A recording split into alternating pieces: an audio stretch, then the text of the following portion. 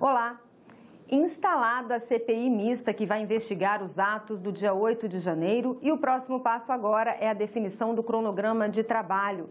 Aqui ao meu lado está o senador Eduardo Girão, do Novo do Ceará, que é um dos integrantes do colegiado. Senador, obrigada pela sua presença aqui. Eu já quero começar perguntando para o senhor o seguinte.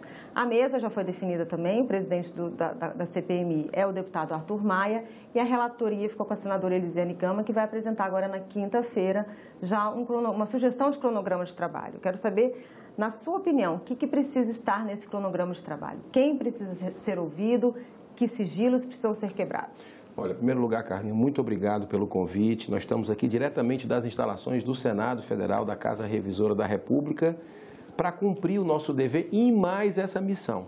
Né? Uma missão, um dever nosso, entender o que de fato aconteceu no dia 8 de janeiro, com aqueles deploráveis atos que aconteceram não apenas aqui, mas também no Congresso, na Câmara dos Deputados, no Palácio do Planalto e no STF. O que aconteceu? Quem é que está por trás disso tudo? Quem são os financiadores? Quem são os incentivadores? Quem efetivamente invadiu? Era de direita? Era de esquerda? Era infiltrado? Quem se omitiu que podia ter defendido e não defendeu? Por que o segredismo das imagens decretados pelo presidente Lula? Aqui mesmo, a nossa casa, o Senado, eu já pedi ao presidente Rodrigo Pacheco as imagens e não recebi. Então, isso tudo está gerando na população dúvidas e narrativas estão ganhando de um lado e de outro. Então, é muito importante esse trabalho. Eu já tenho dezenas de requerimentos, 34 já dado entrada. Estamos trabalhando para, nesse final de semana, dar entrada em outros, com o objetivo de ouvir quem quer que seja do antigo governo, seja do atual governo. Então, a gente precisa fazer um trabalho com equilíbrio. Pena que essa CPMI, ela foi um movimento que aconteceu da oposição. Você está aqui há muitos anos e sabe que a CPI é um instrumento da oposição, é um instrumento da minoria. E, infelizmente, o governo Lula sequestrou essa CPMI, porque não queria de jeito nenhum. Ele fez de tudo para evitar. Você vê denúncias de parlamentares, da grande mídia falando que o governo Lula abriu o orçamento secreto e ofereceu dezenas de milhões de reais para deputados retirarem as suas assinaturas para que não acontecesse isso, sem falar nos cargos federais. E, de uma hora para outra, com o vazamento das imagens de um grande veículo de comunicação, o governo viu que não tinha como, que tinha que fazer, porque o general do Lula estava nas imagens recebendo os invasores como anfitrião e com a sua equipe distribuindo água, né? Então, também teve o documento do GSI, que esse nós vamos investigar bastante, que mostrava que o governo federal foi avisado, inclusive STF, tem senador aqui com documento na mão, mostrando que todas essas instituições foram avisadas 2 dias antes que o objetivo dos atos seria destruição física. E o que é que nós fizemos? O que é que o Palácio do Planalto fez? O que é que o STF fez? O que é que o Senado fez? Então, me parece um pouco estranho a guarda presidencial ter sido desmobilizado, o efetivo de plantão, horas antes do ataque, né? E a Força de Segurança Nacional, ninguém sabe onde é que estava, porque as imagens estão sob sigilo. Então, essa CPMI é para reescrever a história do Brasil e a gente espera concluir esse trabalho mesmo em minoria, né? O relatório, você sabe que já está sendo falado aí de um relatório paralelo, né? Essa informação, não tenho ainda uma informação pelo trabalho independente que a gente faz, mas eu ouvi colegas da oposição falando, é prematuro, né? A gente tem que saber que tem uma relatora que é próxima ao Dino, todo mundo sabe disso, né? Ela já falou, e isso, no meu ponto de vista, perde um pouco a imparcialidade, né, que a gente precisa ter para ter um relatório equilibrado. Se tiver que fazer um paralelo, seja da oposição ou dos independentes, né, a gente vai ter que desenvolver. Logo no início, os deputados, os parlamentares do governo, eles falavam, a gente não quer a CPI porque já está sendo investigado, enfim. Mas que como ela foi instalada, que sim, que eles iam provar, iam atrás dos financiadores dos atos. E o senhor citando a senadora Elisiane Gama, ela disse ontem que, se preciso for, vai cortar na carne, que não vai prevaricar. O que o senhor espera em relação da atuação da CPI como um todo nesse sentido? Olha, eu espero que isso ocorra e eu vou ficar vigilante e peço à população brasileira que fique vigilante também, para ver a posição de cada um, né? Eu espero que não tenhamos lacração. Tudo que o brasileiro não precisa é de mais polarização, é de mais briga dentro de uma CPI. Ninguém aguenta mais isso. E a primeira reunião já foi um pouco... Já foi tumultuada. Então, a regra da boa convivência é o respeito. Essa CPMI tem que ser técnica. E você pode ter certeza, o que eu puder fazer, no limite das minhas forças, para que seja assim, nós estamos trabalhando nesse sentido. Agora, é preocupante, né? O governo que não queria de jeito nenhum, inclusive os integrantes, Carla. Não sei se vocês elaboraram isso, a gente está vendo lá, mas quem assinou a CPMI? Você vai ver que a maioria dos integrantes que estão lá hoje, que tomaram de conta, né, da CPMI, não assinaram. Ou seja, estão querendo blindar a quem? O que é que estão querendo esconder do povo brasileiro, né? Então, vai ser um trabalho hercúleo, porque faz parte do jogo democrático e do jogo bruto do poder, pelo poder, mas a gente vai tentar fazer o nosso trabalho. O senhor falou da questão dos integrantes, a gente tem inclusive notícias aí, manchetes nos jornais, de que um dos parlamentares, um deputado, que foi um dos que assinou o pedido da CPI, tá aí, a Polícia Federal concluiu que ele foi um dos que incitou os ataques de 8 de janeiro.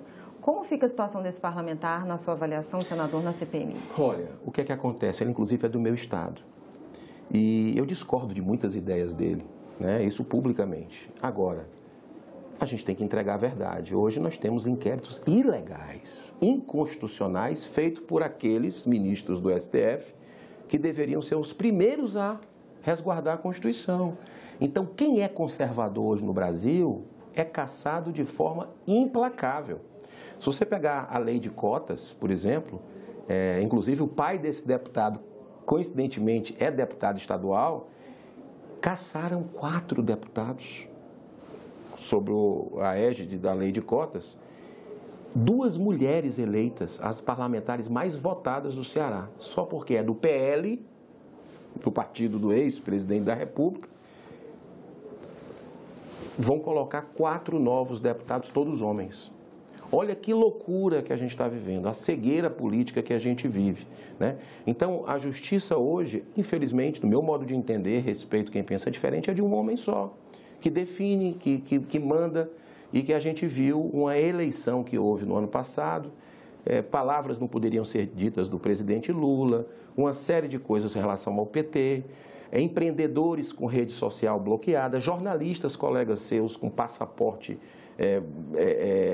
suspenso, com conta bancária bloqueada, rede social nem se fala, e a gente está vendo hoje no Brasil presos políticos, e isso me deixa muito preocupado com o avanço da censura na nossa terra. O senhor falou que já apresentou vários requerimentos, em torno de 30.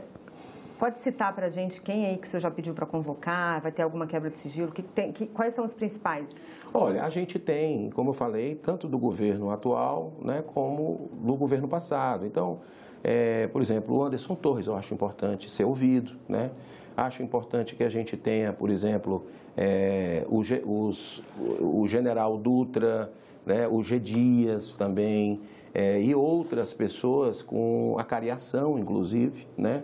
Questão de sigilo. Alguns eu não posso agora, porque nós estamos terminando de trabalhar o embasamento.